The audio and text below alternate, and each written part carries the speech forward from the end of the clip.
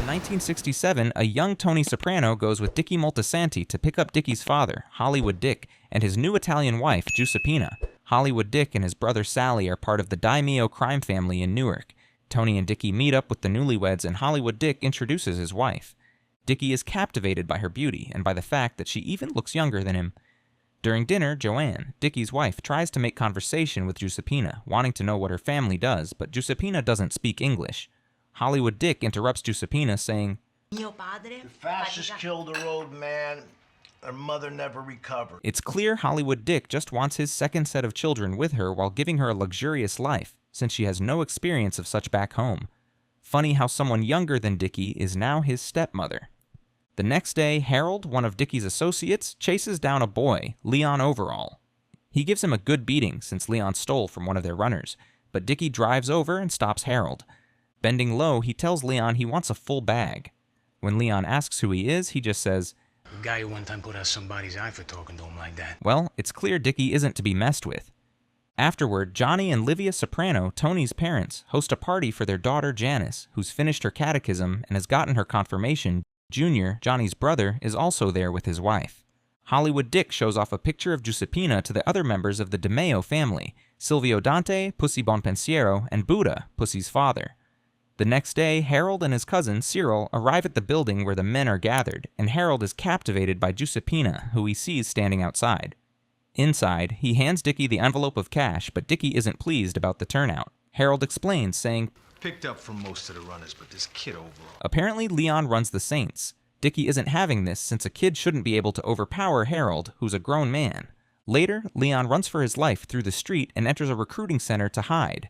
It's Harold and his man pursuing him, but even the recruiting center can't save him from Harold's wrath. Harold ends the young boy with a powerful shot. Later that night at home, Harold opens up to his wife, Isola, about his dream. He's always wanted to join the army, but he had 2 felony convictions. Stopping by the recruiting office earlier made him remember. The next day, a taxi driver gets in trouble for making a turn on a one-way because of the order of the white man he's carrying. The man leaves successfully, but the police roughly apprehend the driver like a criminal. That night, a full-blown violent riot breaks out in the black community. Unable to drive through, Dickie asks an officer about what's happening, and the man says, "These morons think we killed him. It's spread around the Central Ward that way." Dickie tries driving, but he gets hit on the head with a brick. He comes down to look for the perpetrators, but when he turns, he sees some people trying to destroy his car. However, he scares them off with his gun before driving away. He arrives at his bar where the men are dining and shows them the chaos happening on Belmont Avenue through the window, making them stunned. The next morning, Giuseppina wakes up by being pulled out of bed by Hollywood Dick. He's angry about something she's left in the shower, but she snaps back and curses at him. She tries running from his wrath, but he catches up to her and pushes her down the stairs, making her cry in pain. Meanwhile, Johnny is arrested at a carnival, leaving Janice devastated. Tony is also there, and he silently watches as an officer shoots one of the men who tries to escape in the back. An officer drives the kids back home, telling Livia about Johnny's arrest. Apparently, he was arrested at a card game on a warrant for assault with a deadly weapon. Livia is frustrated and orders the kids inside, but Tony escapes. It's pure chaos on the streets as people loot and destroy properties. Harold just stands in the middle of it all as he watches a young boy get shot by the police in broad daylight. At home, Dickie notices Giuseppina sitting alone and sniffling in sorrow. He heard the fall in the morning, but she tells him she tripped, in the little English she's learned so far. He tries to cheer her up, telling her, Hollywood Dick has a temper and even beat him every day when he was a child. She's already regretting her decision to come to America, but she still loves Hollywood Dick. After some quiet seconds, she leans in and kisses Dickie. He doesn't react at first, but eventually realizes himself and pushes her off. Joanne is right inside, and besides, Giuseppina is his father's wife. How on earth could he have something to do with his stepmother? The riot continues with heavy chaos, and Harold joins in. This time, at the garage, Dickie meets up with Hollywood Dick in his car and decides to follow him into town. Dickie confronts him about throwing Giuseppina down the stairs, saying, "Because you used to throw my mother downstairs. I didn't like it then. I don't like it now." He threatens to give him a taste of his own medicine if he ever hurts her again, but this makes Hollywood Dick angry. When he makes a nasty comment about the women he married, Dickie loses control and throws a punch. They begin fighting, and Hollywood Dick mistakenly steps on the accelerator, making the car move. It stops when it hits something, and Dicky begins jamming his father's head over and over onto the steering wheel, ultimately breaking his skull. He finally reins in his temper, but it's already too late, as he realizes he's ended Hollywood Dick with his bare hands. Tony soon arrives, and Dicky quickly pushes Hollywood Dick down onto the passenger seat before turning off the lights and bringing down the garage door. Joanne pokes her head through the window, having heard the car horn. Dicky comes up with a quick lie, telling her he's working on the car. When she asks about what sauce he'd like to have, he snaps and tells her he has to go out for a while, making her tuck her head back in. He also angrily sends Tony away. He then drives all the way to where the riot is happening, and the policemen let him through since he's white. He drives to a drainage supply building and puts Hollywood Dick's body inside. He then pours fuel all over the place and on the body, giving his father one last look before lighting him up. He leaves as the building goes up in flames. Some time later, a service is held for Hollywood Dick. Junior attends and comforts Dicky for his loss, trusts Dicky to put on a really convincing performance. At the room where the coffins are laid, some men gather to watch the news, making Dicky angry. He smashes the TV with his foot and angrily says, "You have no respect for my father, you fucking animals!" When he sees Tony by the corner, he manages to rein in his temper and leaves the room. The next day, Johnny is sentenced to no more than 5 and no less than 2 years in prison. Later, Dicky goes to visit Sally, who's actually serving a life sentence in prison. He breaks the news of Hollywood Dick's passing, blaming it on the riots, the very same story everyone knows. Dicky offers to do whatever he can to help Sally's case. He feels he wasn't treated right, but Sally just says, I murdered a maid guy. I'm here for a good reason. You don't need to help me. It's the very same offense Dicky has committed. In fact, his is way worse, being that the made man is his own father. Dicky reveals he wants to do a good deed, and Sally tells him to bring a copy of a jazz record if he comes to visit next time. With that being said, Sally heads in. Sometime later, Dicky makes Giuseppina his mistress as they both go for house viewing. Her English has improved, and she admits she loves the place, kissing him happily. He excuses the agent and sits on the floor, where Giuseppina joins him. He learns she's been looking for a job, and she admits she cut hair back where she came from. Dicky doesn't want her working since he wants to take care of her, but she likes to work. She wants to have her own beauty parlor someday. They begin a passionate kiss, and they almost get naughty right on the floor. However, the agent rings the doorbell, cutting short their actions. In school, Tony starts a gambling operation with the other kids, taking their money. The school soon finds out, and he gets suspended for this. Dicky pays a visit to them at home, and Livia urges him to talk to Tony. He is the only one Tony ever listens to since the two are quite close. Junior comes in and offers to go talk to Tony when he hears the news, but Livia feels he only listens to Dicky. Besides, the way Junior talks would only confuse the little boy. Dicky agrees to talk to Tony and goes inside his room. Dicky scolds him for everything he's done so far. He urges him to be good and even makes a pinky swear with him. Before Dicky leaves, Tony tells him about the shooting he saw when Johnny was arrested, saying, I don't want that to happen to me. Dicky assures him it won't, not while he's around. At a bar, the men gather with their wives to spend some time together, and Dicky brings Giuseppina. Harold joins them, and when he orders a drink, Polly Walnuts, one of the men, makes a racist comment. Harold bites back, but Dicky urges him to come to a corner so they can talk. Harold has a murder warrant over his head, most likely from his involvement in the riot. He's decided to go to North Carolina, but he wants to borrow $1,000 from Dicky. Instead of lending, Dicky decides to give him $500 as a gift.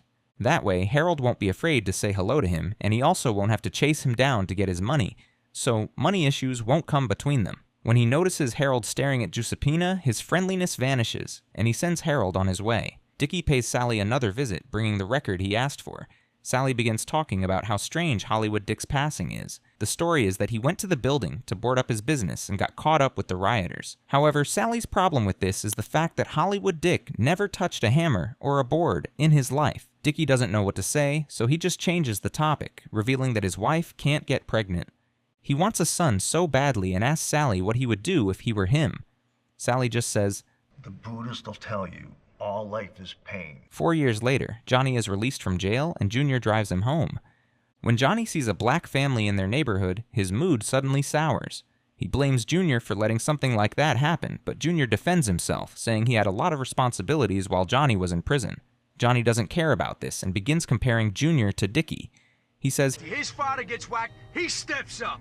Takes care of his family, takes care of all the business. When they arrive home, the family surprises Johnny with a welcome home party. Livia gives him a kiss, but the mood soon spoils when he begins scolding her for not telling him about their new neighbors on the street ever since she's been visiting him in prison. She walks away in anger, and the next person to face Johnny is Janice. He doesn't like what she's wearing, despite it being trendy, and orders her to go change. Seems like the man came back angry. The only person Johnny actually smiles at is his youngest daughter, who he carries. Dicky urges Tony to go greet his father, and they hug warmly. The tense moment passes, and everyone sits to enjoy the food. Joanne brings in the latest addition to the Moltisanti family, baby Christopher. It's the first time Johnny is seeing him, and he carries him joyfully before handing him to his father.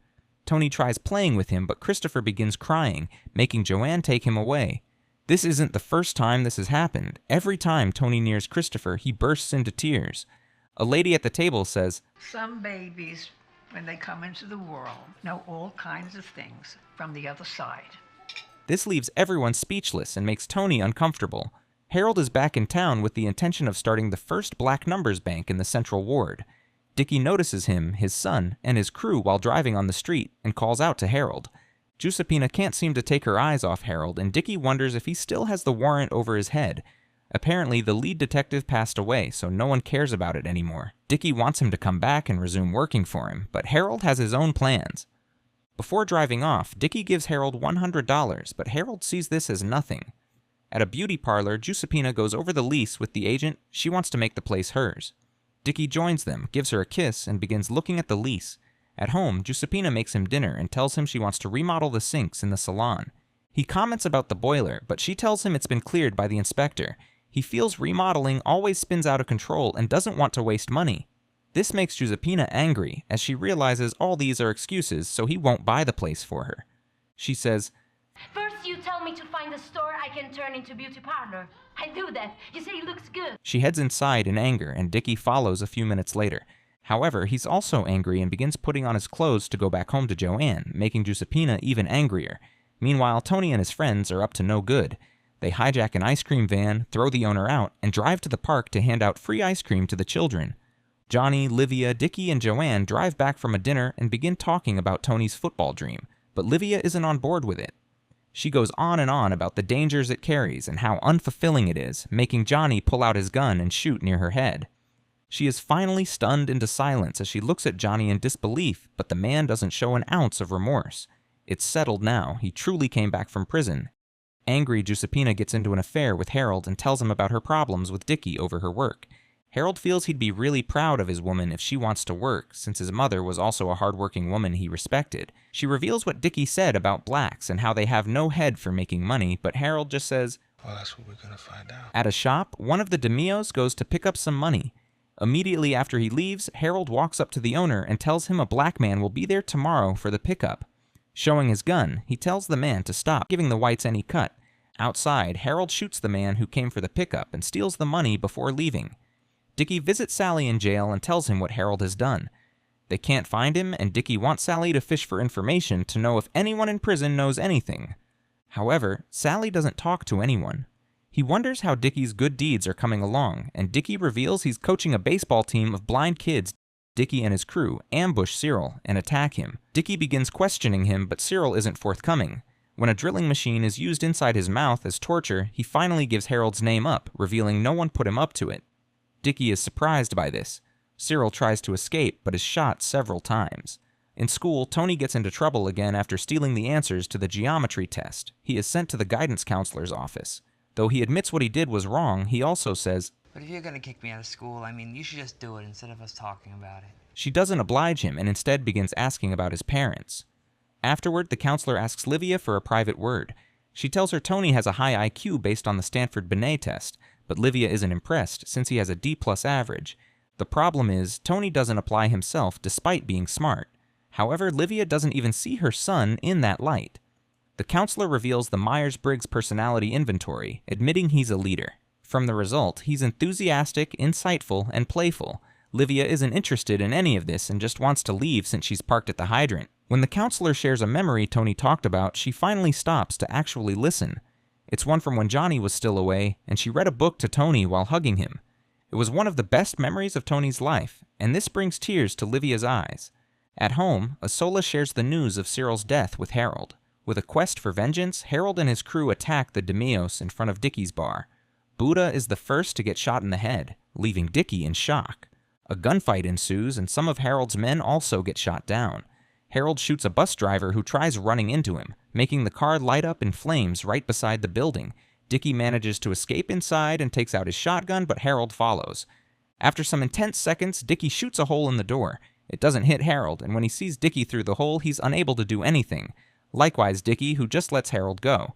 At home, Livia tries to be affectionate toward Tony and makes him a hamburger. When she mentions her leg pains, Tony tells her to go see the doctor. However, Livia has cut the man off, explaining that he said some rude things to her. The rude thing? The doctor wants her to take sleeping pills and antidepressants. Tony feels it might help, but this just makes Livia angry, likening him to Johnny. She shows him the pamphlet for a drug called Elavil, which she believes is for people who are mentally ill. She turns on Tony and begins accusing him of taking drugs like Janice. Exasperated, Tony says, I'm not my sister. I'm always being accused. but Livia just walks off in anger. After Buddha's wake, Tony runs up to Dicky before he leaves and shows him the pamphlet for Elavil. He wants Dicky to get it for Livia since she won't take it as the doctor prescribed. It's a good antidepressant, and Livia would take it if Dicky gives it to her because she looks up to him. Dicky is hesitant about this, but before he can make a decision, Junior trips and falls down the steps. Everyone rushes to him as the man screams in pain, but Dicky begins laughing hysterically, teasing Junior. This makes Junior furious, and he looks at the unsuspecting Dicky with hatred. The next day, Tony arrives at Dicky's business to hand him an envelope. He uses the opportunity to remind him about the drugs, but Dicky doesn't listen. This makes Tony feel bad, and Dicky takes him to the back, showing him some speakers. They fell off a truck, and Dicky acquired them. He gives one to Tony. Though he's blown away, he's hesitant to accept it since he wants to go to college and can't get caught with something like that. As a mafia uncle, Dicky just says, You take the speakers, right? At the same time, you promise yourself these speakers are in. Meanwhile, at home, Junior finds it difficult to have a good time because of his fractured back. He blames Dicky for this, still angry about the laugh. Dicky reconciles with Giuseppina, and they go on a trip. After having a quick fun session in the restroom, Dicky reveals he's gotten the beauty parlor. He wants them to be partners. It'll be in his name, but she'll be the one running it. However she wants, Giuseppina is excited about this and jumps into his arms in appreciation. The rest of their trip is filled with lovey-dovey moments, but it comes crashing down when she confesses about her affair with Harold. Though it didn't mean anything to her and she's ended it, Dicky feels betrayed and hurt. His blind rage takes over and he violently pushes her into the ocean, drowning her in anger. The waves carry her body away while Dicky swims back to shore, shocked and shaken by what he's done. It's Christmas time. Dicky pays Sally a visit and opens up about Giuseppina's passing, blaming it on pneumonia. Dicky feels he's tried so hard to make things work, but his life isn't adding up. Looking at him, Sally says, Maybe some of the things you choose to do aren't God's favorite. He advises Dicky to stay out of Tony's life, leaving Dicky at a loss for words. On Christmas Day, Tony tries to get a hold of Dicky, but he's snubbed and ignored. Apparently, Dicky has taken Sally's advice. Not relenting, Tony calls Joanna to ask for Dicky, but he hears Dicky end the call, leaving him feeling bad and empty. Dicky was the only one he ever related to in the family, so the sudden cold shoulder is too much for Tony to bear. Later that evening, he stops by Dicky's warehouse, and Silvio meets him at the door. He tells Tony Dicky isn't in, despite his car being parked right outside. Silvio closes the door on him, then goes to meet Dicky, who's seated inside. He reveals Harold has been spotted and shares the location. Dicky decides they'll finish him off tomorrow.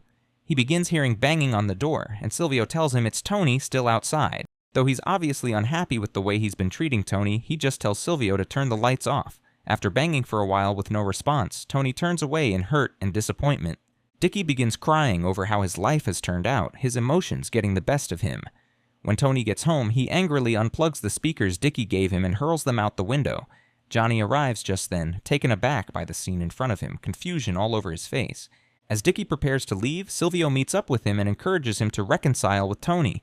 He's Tony's role model, and Silvio feels the young boy has a lot of potential. With no anchor in his life, Dicky is the only person keeping him together. When Silvio tells him Tony misses him, Dicky is swayed. He agrees to see Tony, telling Silvio to pass along a time and location for them to meet the next day. When Dicky arrives home, he begins unloading the presents he's gotten from his trunk, but an armed man shoots him twice from behind, ending his life instantly. It turns out to be Junior's orders. The heart of man is truly wicked. Who ends someone's life just because they laughed at you? The next morning, Tony happily waits in the cafe for Dicky, but he never shows up, if only the poor boy knew. At Dicky's wake, Junior coldly stares at his body in the coffin, inwardly satisfied with his revenge. Afterward, Tony looks at his favorite uncle lying so still, and Janice admits he was her favorite too. Tony doesn't say a word, but only stares in pain, as he hallucinates about a pinky swear with Dicky. And that, my friends, is how it ended. If you've made it to the end, hit the like button, comment, and share. Don't forget to subscribe so you don't miss the next recap.